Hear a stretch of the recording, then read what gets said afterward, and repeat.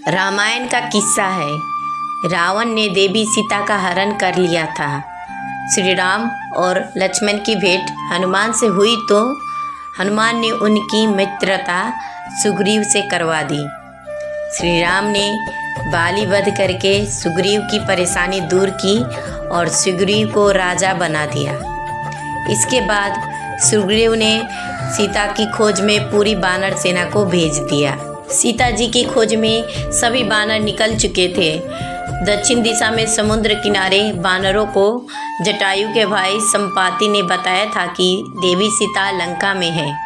वानर सेना के इस दल में हनुमान, अंगद और जामवंत भी थे। वानरों को सीता के बारे में जानकारी मिल गई थी कि अब प्रश्न ये था कि लंका जाकर देवी सीता की खोज कौन कर सकता है। बहुत सोच विचार करने के बाद ये तय हुआ कि हनुमान लंका जाएंगे और देवी सीता का पता लगाकर आएंगे। हनुमान ने लंका जाने से पहले 3 खास काम किए थे। पहला काम ये था कि हनुमान ने अपने सभी साथी वानरों को प्रणाम किया। उन्होंने दूसरा काम ये किया कि जामवंत से सलाह ली।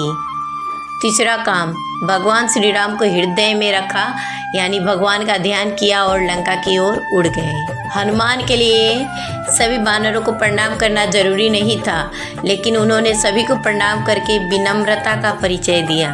इसके बाद उन्होंने जामवंत से पूछा था कि लंका जाकर मुझे क्या करना चाहिए। तब जामवंत ने हनुमान को सलाह दी थी कि आप लंका जाकर सिर्फ देवी सीता का पता लगाकर लौट आइए। आपको वहाँ युद्ध नहीं करना है। आप लौट आइए, फिर प्रभु श्री राम जैसा कहेंगे वैसा हम सब करेंगे। जामवंत की बातें हनुमान जी ने पूरी गंभीरता से सुनी और समझी। इसके बाद उन्होंने श्री राम का ध्यान पूरी श्रद्धा के साथ किया और लंका की ओर उड़ गए।